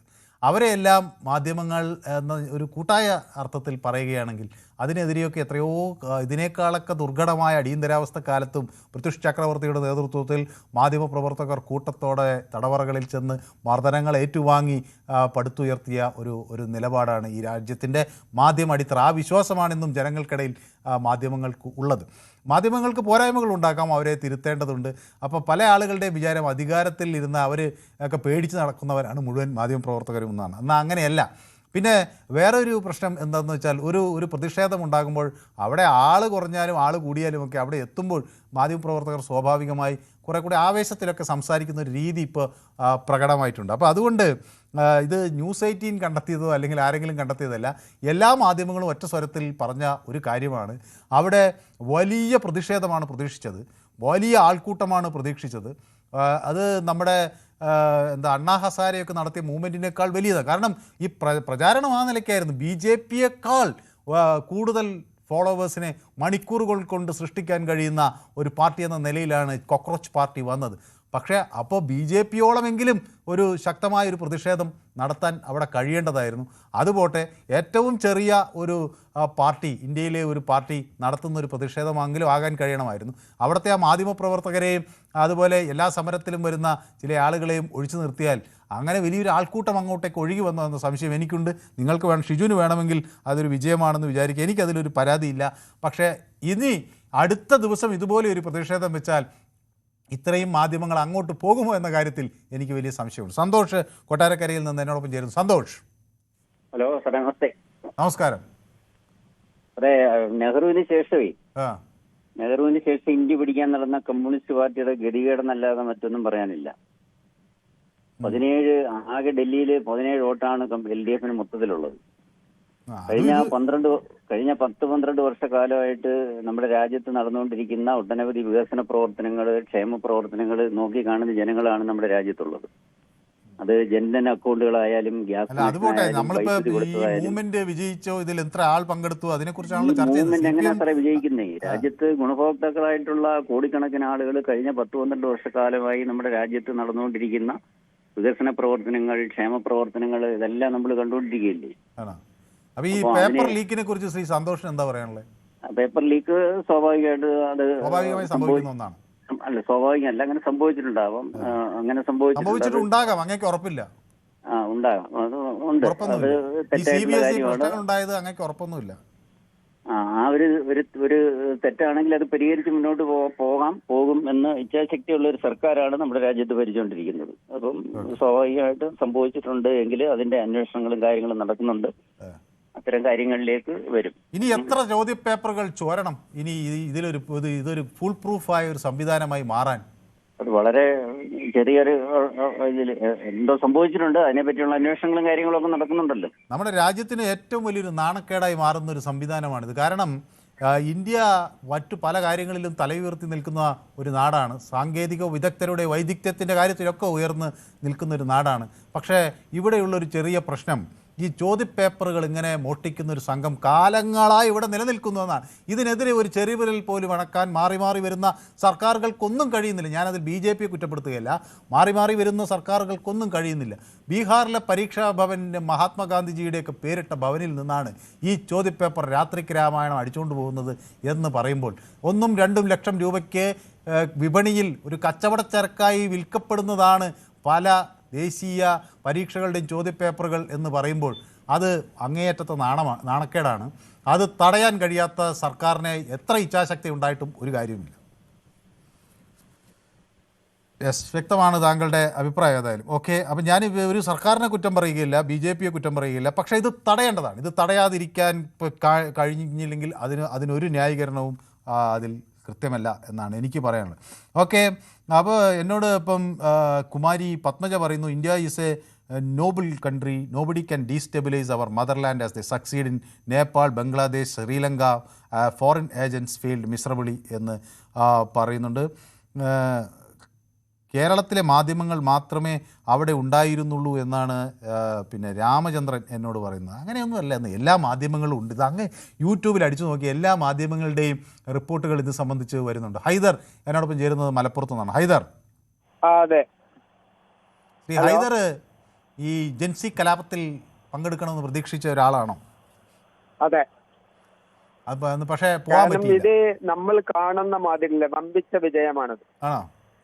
കാരണം നമ്മുടെ ഇന്ത്യയിലെ പ്രതിപക്ഷം ഇതിനെതിരെ ശക്തമായിട്ട് രംഗത്ത് വരാത്തതിന്റെ പേരിലാണ് ഇങ്ങനെയുള്ള സംഘടനകൾ വരുന്നത്. പ്രതിപക്ഷത്തിന്റെ കൂടി പരാജയമാണ് ഇവിടെ കാണുന്നത്. പരാജയമാണ്. കാരണം പ്രതിപക്ഷം ഈ ഭരണപക്ഷത്തിന് പേടിച്ചുകൊണ്ട് അവര് ജനങ്ങളുടെ മുന്നില് നമ്മളെ പിടികളാക്കാൻ വേണ്ടി കുറെ സമരങ്ങളും പ്രതിഷേധ സമരങ്ങളും കുറെ പ്രസ്താവനകളും ഇറക്കുന്നല്ലാതെ അവരെ കൊണ്ടൊന്നും നടക്കുന്നില്ല. കാരണം അതാണ് ഇന്നലെ രാഹുൽ ഗാന്ധി പറഞ്ഞത്, ഇത് നമ്മൾക്ക് വീക്ഷിച്ചതിന്റെ ശേഷം ചെയ്യാൻ പറ്റുന്നത്. അവരൊക്കെ ഇതിന്റെ ഉള്ളില് ഇവരൊക്കെ ഇതിന്റെ സപ്പോർട്ട് ഇല്ല. അവരൊക്കെ ഭരണപക്ഷത്തെ പേടിച്ചുകൊണ്ടാണ് അവരൊക്കെ നടക്കുന്നത്. അതുകൊണ്ടാണ് ഇത് പ്രതിപക്ഷം ഇന്ത്യയിൽ അങ്ങനത്തെ ഒരു പ്രതിപക്ഷം CPM ആണെങ്കിലും കോൺഗ്രസ് ആണെങ്കിലും ഒരു പ്രതിപക്ഷം ഇല്ലാത്തതിന്റെ കുറവാണത്. അതുകൊണ്ടാണ് ഞാൻ ചോദിക്കുന്നത്, ഇന്ത്യയിലെ ഭരണ സംവിധാനത്തിനെ നേർവഴിക്ക് നയിക്കാൻ ഈ ഒരു പ്രതിഷേധത്തിന് കഴിയും, അല്ലെങ്കിൽ ഇതുപോലെയുള്ളൊരു പാർട്ടികൾക്ക് കഴിയുമോ? ഈ പ്രതിഷേധം എത്ര നാൾ നീളും? ഇതിന് അങ്ങനെ ആയുസ്സുണ്ടോ? അങ്ങനെയൊക്കെയുള്ള ചോദ്യങ്ങൾക്ക് ശ്രീ ഹൈദറിന്റെ മറുപടി എന്താണ്? ഇത് തീർച്ചയായും ഇതിന്റെ ഒപ്പം യുവാക്കൾ അണിനിരക്കും. കാരണം ഇതിൽ രാഷ്ട്രീയം ഉണ്ടെങ്കിലും ഇതിലെല്ലാവരും അണിനിരക്കേണ്ടതാണ്. തീർച്ചയായിട്ടും നമ്മുടെ ജനാധിപത്യം നമ്മൾക്ക് തിരിച്ചു പിടിക്കണം. അതിനുവേണ്ടി എല്ലാവരും രംഗത്ത് വരും എന്നുള്ളതിൽ യാതൊരു സംശയമില്ല. ശ്രീ ഹൈദർ മലപ്പുറത്ത് എവിടെ നിന്നാണ് വിളിച്ചത്? ഞാൻ മലപ്പുറമാണ്. ടൗണിലാണ്? അതെ. Okay, thank U. Okay, thank you. അപ്പോൾ അതാണ് ശ്രീ ഹൈദറിൻ്റെ പ്രതികരണം. അപ്പോൾ ശശിധരൻ പിള്ള എന്നോട് പറയുകയാണ്, ശശിധരൻ പിള്ളയ്ക്ക് ഡോക്ടറെ കാണേണ്ട ഒരു സാഹചര്യം ഉണ്ടായിരുന്നു, പക്ഷേ അദ്ദേഹം പോയിട്ട് പെട്ടെന്ന് വന്നത് പൊതുവേദിയിൽ എന്നെ കാണാൻ വേണ്ടിയാണെന്ന്. ഞാൻ ഇത്രയും സന്തോഷിക്കുന്നൊരു കാര്യമില്ല. ഏതായാലും ആ ശശിധരൻ പിള്ളയാണ് ഞാനുമായി പിണക്കത്തിലാണെന്ന് ഒരു തെറ്റിദ്ധാരണ അദ്ദേഹത്തിൻ്റെ ഭാര്യയ്ക്കുണ്ടായതെന്ന് കഴിഞ്ഞ ദിവസം എന്നോട് പറയുകയും ചെയ്തിരുന്നു. അപ്പം ഏതായാലും ശശിധരൻ പിള്ള ഡോക്ടറെ കണ്ട് പെട്ടെന്ന് വന്നു, പൊതുവേദിയുടെ ഭാഗമായി. സന്തോഷം, എന്നെ കാണാൻ വേണ്ടി ഇരുന്നു എന്നാണ് പറയുന്നത്. അത് അങ്ങേയറ്റത്തെ സന്തോഷം. അപ്പോൾ ഹിറ്റ് വാങ്ങി പാർട്ടിയെ തീർക്കണമെന്നൊക്കെ ചില ആളുകൾ പറയുന്നുണ്ട്. അങ്ങനെ ഓക്കെ, അപ്പോൾ അതൊക്കെ ചേട്ടൻ അത് തമാശയായി കണക്കാക്കിയാൽ മതി എന്നൊക്കെ. ഓക്കെ, ശരി. അപ്പോൾ എന്നോടൊപ്പം ചേരുന്നത് ശ്രീ റെജിയാണ്. റെജി ആലപ്പുഴയിൽ നിന്നാണ് ചേരുന്നത്. ശ്രീ റെജി. ഹലോ, നമസ്കാരം. മനോരെ നേരിട്ട് സംസാരിച്ചത് ഒത്തിരി നാളായി കേട്ടോ. ശ്രീ രജി കുറെ ആയില്ലേ നമ്മൾ സംസാരിച്ചിട്ട്? ഇല്ല. അതെ അതെ, എനിക്ക് മനുവിനെ കണ്ടില്ല ഞാൻ വിളിക്കാൻ മടിക്കുന്നേ. മനു ആണ് എന്റെ ശരി. നിഷ്കളങ്കമായ മനസ്സുള്ളവരുമായിട്ട് യോജിക്കുന്നത് നമുക്കൊരു പ്രത്യേക എനർജി വരത്തില്ലേ? ആണോ? മനുവിന്റെ ആ മനസ്സ് തുറന്നുള്ള സംസാരമാണ് മനുവിനോട് കൂടുതൽ ആളുകൾ അടുക്കുന്നത്. അപ്പൊ അത് പോട്ടെ, നമ്മുടെ വിഷയത്തിലേക്ക് വരാമല്ലോ. ഹലോ, കേൾക്കുന്നു. ഞാൻ ആ വാക്കുകൾ ഇങ്ങനെ കേട്ട് കുറച്ചു നേരം തരിച്ചു പോയി, അതുകൊണ്ട് അല്ല ഞാൻ തുറന്നു പറയാം. മനുവിനെ എനിക്ക് വളരെ താല്പര്യമുള്ള ഒരാളാണ്. എന്റെ വൈഫ്, പിള്ളേരെല്ലാരും എപ്പോഴും തിരക്കും മനുവിനെ വിളിച്ചോന്നൊക്കെ ചോദിക്കും. അതെ, അപ്പൊ അവരോടൊക്കെ എന്റെ അന്വേഷണമൊക്കെ പറയണം. എന്താണ് മക്കളുടെയൊക്കെ പേരെന്താണ്? മക്കള് ഗോപിക, ദീപിക, ഭാര്യയുടെ പേര് ഷീല. ഓക്കെ. അവര് കുട്ടികൾ എന്ത് പഠിക്കുന്നു? മകളെയൊക്കെ കെട്ടിച്ച് എന്നാണ് ഞാൻ പറഞ്ഞത് മനുവിനോട്. പറഞ്ഞില്ലേ? ഞാനിപ്പോ നമ്മള് വിഷയത്തിലേക്ക് വരാം അല്ലേ? പിന്നെ മനു, ഞാനീ പറയുന്നത് നമ്മളെ ഇതിനെ നിസ്സാരമായിട്ട് കാണാൻ പാടില്ലേ. അവര് ആള് കുറവാണല്ലോ, അവർ ഉയർത്തിയ ആശയത്തിന് വളരെ പ്രസക്തിയുണ്ട്. നമ്മൾ നിസ്സാരമായിട്ട് കാണരുത്. കാര്യം പ്രതിപക്ഷ കക്ഷികൾ പോലും അവതാളത്തിൽ നിൽക്കുന്ന കാലഘട്ടത്തിൽ ഒരു പുതുയുഗമാണ്, യുവത ഉണർന്നിരിക്കുന്നത് നമ്മൾ ബോധ്യപ്പെട്ടോണം. നിസ്സാരമല്ല. ഭരണപക്ഷത്തിന്റെ മാത്രമല്ല പ്രതിപക്ഷത്തിലേക്ക് കൂടി വിരൽ ചൂടുകയാണ്, അവരുടെ കഴിവുകളിലേക്ക് കൂടി വിരൽ ചൂണ്ടുകയാണ് ഈ യുവാക്കൾ. അതും പറയാതിരിക്കാനൊക്കെ നമ്മൾ ഇന്ത്യയിലെ സാമൂഹ്യ സാംസ്കാരിക രാഷ്ട്രീയ മണ്ഡലത്തിൽ പുതിയ ഒരു നാന്ദിയുടെ ആരംഭമാണ് ഈ യുവത എഴുന്നേറ്റിരിക്കുന്നതാണ് ഞാൻ മനസ്സിലാക്കുന്നത്. അത് അവരുയർത്തിയ പ്രസക്തമായ ആദർശമാണ്. നമ്മളത് നിസ്സാരമായിട്ട് തള്ളരുത്. ഈ വിപ്ലവ പാർട്ടികളുമൊക്കെ പണ്ട് വിശ്വാസികളെ തീർത്ഥാടകരെ വെച്ചുണ്ടാക്കിയ പാർട്ടികളൊക്കെയാണ് ഇപ്പോഴും നമ്മുടെ ഇവിടെ ഒക്കെ നിൽക്കുന്നത്. അതൊന്നും മറക്കരുത്. ഇതൊന്നും ഇല്ലാതെ ഇവര് സമരം നടത്തുന്ന പറഞ്ഞിട്ട് കേന്ദ്ര ഗവൺമെന്റ്, ഞാനോർത്ത് ഇവര് രാജ്യവിരുദ്ധ പ്രവർത്തകരാന്നൊക്കെ തടയുമെന്നാ വിചാരിച്ചത്. പക്ഷെ ഒരു കാര്യം ഉറപ്പായി, അവരിതിനകത്തൊന്നുമില്ല. അവര് നല്ല ഒരു സംഘടനാ ലെവലിലേക്ക് വന്നാൽ അവര് രാജ്യവിരുദ്ധരല്ലെന്ന് കേന്ദ്ര ഗവൺമെന്റിന്റെ ഭാഗത്തുനിന്ന് ഒരു റിപ്പോർട്ടുകളും വന്നിട്ടില്ല വിരുദ്ധരാണെന്ന്. അപ്പൊ അവർക്കൊരു ഭാവി ഉണ്ടെന്ന് തന്നെ ഞാൻ കാണുന്നത്. യുവത അവരുടെ കൂടെ കൂടും. മറ്റ് പാർട്ടികൾ ഇപ്പൊ എല്ലാവരും ഒക്കെ 10, 12, 15 വർഷം കഴിയുമ്പോൾ ഭരണത്തിൽ നിന്നൊക്കെ എല്ലാവരും ഇറക്കി വിടുക. നമ്മൾ എല്ലാരെയും കാണണം. നമ്മളൊന്ന് പരിശോധിച്ചു കഴിഞ്ഞാൽ പലരും പോയിട്ടുണ്ട്. അപ്പൊ യുവത ഉണരുന്നു എന്നുള്ള ഒരു ബോധ്യപ്പെട്ട് മറ്റ് പാർട്ടിക്കാർ കൈകാര്യം ചെയ്താൽ നന്നായിരിക്കും എന്ന് മാത്രം പറയാം. Yes, okay, thank you so much. അപ്പം എന്നെ കാണാനായിട്ട് തിരിച്ചു വന്ന ശ്രീ രജി എന്നെ ഇപ്പം പുകഴ്ത്തിയതിന് തൊട്ടുപുറകെ ശശിധരൻ പിള്ള എന്നോട് പറയുകയാണ് എന്നെ കാണാൻ ഒരു ഫിലിം സ്റ്റാറിനെ പോലെ ഉണ്ടെന്ന്. അപ്പോൾ അവിടെ ഇരുന്ന് ഓരോന്ന് പറയുകയാണോ എന്ന് എനിക്കറിയില്ല, എന്നെ പരിഹസിക്കുകയാണോ അതോ ഇത് പുകഴ്ത്തി പറയുകയാണോ എന്നൊരു ചെറിയ സംശയം. Sasidharan Pillai says the truth. Me and my husband also see because we like your presentation എന്ന് സതി ബാബുരാജും പറയുന്നുണ്ട്. അപ്പോൾ എല്ലാവരും എന്നെ ഇന്നും പ്രശംസിക്കുന്നുണ്ട്. അപ്പോൾ അത് സത്യത്തിൽ മറ്റേ ഒരു സിനിമയിലെ ഈ ഇന്നസെൻറ്റിൻ്റെ ഒരു ഡയലോഗാണ് എനിക്ക് ഓർമ്മ വരുന്നത്. ഇപ്പം എന്താണെന്നറിയില്ല, എന്നെ പൂഴ്ത്തി പറയുന്നത് എനിക്ക് കുറേശ്ശായിട്ട് ഇഷ്ടമാവുന്നുണ്ടെന്ന് പറഞ്ഞ പോലെ ആ ഒരു രംഗമാണ് ഞാൻ ഓർക്കുന്നത്. മനു സൂപ്പറാണെന്ന് സുനിമോളും പറയുന്നുണ്ട് കേട്ടോ. അപ്പോൾ കുറേ പേരൊക്കെ എന്നെ പൊഴുത്തിക്കൊണ്ടിരിക്കുകയാണ്. ഏതായാലും രാധാകൃഷ്ണൻ വൈറ്റില എത്തിയിട്ടുണ്ട്. ശ്രീ രാധാകൃഷ്ണൻ വൈറ്റില, നമസ്കാരം. വൈറ്റില എന്ന് കേൾക്കുമ്പോൾ തന്നെ ഞാൻ ചോദിക്കുന്നു, അവിടെ മഴയൊക്കെ പെയ്ത് വെള്ളക്കെട്ട് വല്ലതും ഉണ്ടോ? വെള്ളക്കെട്ടാണ്, ഇതാ പിന്നെ വെള്ളമാണ്. ആ പ്രശ്നത്തിന് ഇനിയും കൊച്ചിയിൽ പരിഹാരമായിട്ടില്ലേ? ഒട്ടും ആയിട്ടില്ല. വെള്ളക്കെട്ട് അത് പെട്ടെന്ന് തീർക്കാവുന്ന ഒരു വിഷയമല്ല അത്. അതാ അങ്ങനെയാണ് അതിന്റെ ഒരു ഇത്. കാണകളൊക്കെ തന്നെ തമ്മിലൊരു ബന്ധമില്ലാതെ നിൽക്കണേന്ന്, ഒരു സൈഡിൽ നിന്ന് പണിത് വരുമ്പോ അത് ഒരു ഒഴുക്കില്ലാത്ത രീതിയിലൊക്കെയാണ്. പിന്നെ പലരും ഒരു നഗര പ്ലാനിങ് വേണം അല്ലേ? അത് വേണം. അത് തന്നെയല്ലേ ഈ ഉണ്ടായ തോടുകളൊക്കെ കംപ്ലീറ്റ് ഇപ്പൊ നികത്തി വീടുകളും മറ്റുമൊക്കെ വെച്ച് കഴിഞ്ഞു. അപ്പൊ അങ്ങനെ വന്നതിന്റെ വലിയ വെള്ളം അവിടെ തന്നെ നിൽക്കും. അതാണ് ഈ വീടുകളിൽ ഇത് ഒഴിക്കാനുള്ള സംവിധാനമൊന്നുമില്ല. അടുത്ത് പുഴകൾ ഒക്കെ ഉള്ളതാണ്, പക്ഷെ പോവില്ല. കാരണം വെള്ളം അവിടെ കെട്ടി ഇതായി കിടക്കും. അങ്ങനത്തെ ഒരു അവസ്ഥയാണ് ഇപ്പൊ. ഓക്കെ, അപ്പൊ ഞാൻ ചോദിച്ചു വന്നത് ഈ പുതിയൊരു പ്രതിഷേധം രൂപപ്പെട്ട് കണ്ടപ്പോൾ ശ്രീ രാധാകൃഷ്ണൻ വൈറ്റിലേക്ക് എന്ത് തോന്നി? അതിൽ പങ്കാളിയാകണമെന്ന് തോന്നിയോ അതോ ഇത് ക്ലച്ച് പിടിക്കില്ലെന്ന് തോന്നിയോ? അല്ല, അത് ക്ലച്ച് പിടിക്കില്ല എന്ന് തന്നെ തോന്നിയത്. കാരണം എന്ന് വെച്ചാല് ഒന്ന് പെട്ടെന്ന് ഒരു ആൾക്കൂട്ടവും കാര്യങ്ങളൊക്കെ ആയിട്ട് വന്ന് അത് നമ്മുടെ രാജ്യത്തിനെതിരെയാണെന്ന് പോലും നമുക്ക് സംശയിക്കേണ്ടി വരും. കാരണം എന്താണെന്ന് അതിന്റെ ലക്ഷ്യ ഉദ്ദേശമൊന്നും അറിഞ്ഞില്ല. പെട്ടെന്ന് മണിക്കൂറുകൾ എടുത്ത് വന്ന ഒരു ആൾക്കൂട്ടം പോലെ ആയിപ്പോയി. ഇപ്പൊ വിജയൊക്കെ എന്ന് പറഞ്ഞാൽ അവിടെ അത്രം ജനങ്ങളറിയും പ്രവർത്തിച്ച് കാര്യങ്ങളൊക്കെ നീക്കിയിട്ടാണ് വന്നത്.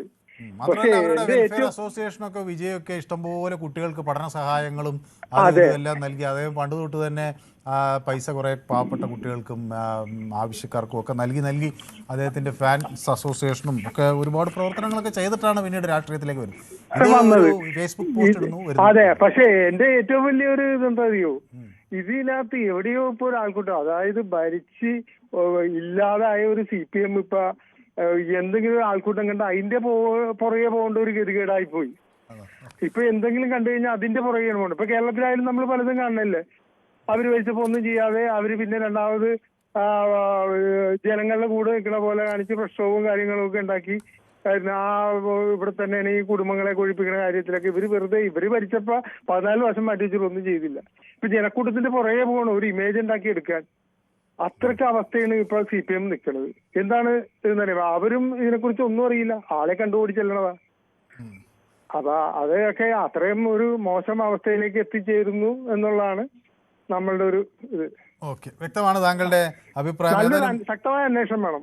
ശരി, okay, thank you so much. അപ്പം മുരളീധരൻ PD എന്നോട് പറയുന്നത് ഇന്നത്തെ ജൻസി സമരം പരാജയമാണെന്ന് പറയുന്നു. കൃഷ്ണൻകുട്ടി പറയുന്നു മാധ്യമ സ്വാതന്ത്ര്യ സൂചികയിൽ സ്ഥാനം 157, സന്തോഷ സൂചികയിൽ സ്ഥാനം 116, പാറ്റ ഇറങ്ങുന്നതിൽ അത്ഭുതം ഇല്ല എന്ന് ശ്രീ കൃഷ്ണൻകുട്ടി എന്നോട് പറയുകയാണ്.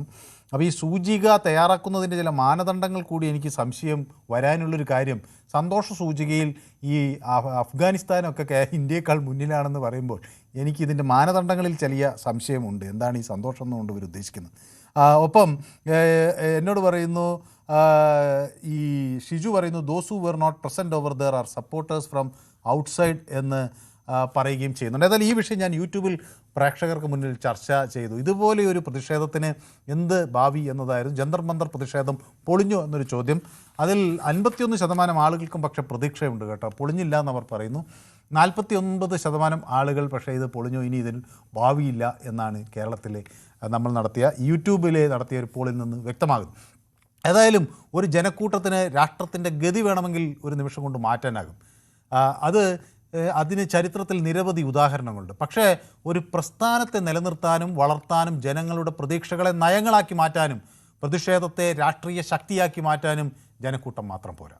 അതിനൊരു നേതൃത്വം വേണം, വ്യക്തമായ കാഴ്ചപ്പാട് വേണം, സംഘടനാ ശേഷി വേണം, പ്രതിസന്ധികളിൽ തളരാത്ത വിശ്വാസ്യതയും ജനങ്ങൾക്കിടയിൽ വേരുറച്ച പ്രവർത്തന പാരമ്പര്യവും വേണം. സോഷ്യൽ മീഡിയയിൽ പിന്തുണ നേടുന്നത് ഇന്നത്തെ കാലത്ത് പലർക്കും എളുപ്പമായൊരു കാര്യമാണ്. എന്നാൽ ആ പിന്തുണയെ വോട്ടാക്കാനും പ്രക്ഷോഭമാക്കാനും രാഷ്ട്രീയ ശക്തിയാക്കി മാറ്റാനും ഒക്കെ എളുപ്പമല്ല. അതൊരു യഥാർത്ഥ വെല്ലുവിളിയാണ്. രാഷ്ട്രനിർമ്മാണം ഒരു ദിവസം കൊണ്ട് തീരുന്ന ഒരു പ്രവർത്തനവുമല്ല, അതൊരു തുടർ പ്രക്രിയ കൂടിയാണ്. ഇന്നത്തെ പൊതുവേദി ഇവിടെ സമാപിക്കുകയാണ്. നാളെ മറ്റൊരു വിഷയവുമായി വീണ്ടും കാണാം. നന്ദി, നമസ്കാരം, ഗുഡ് ബൈ.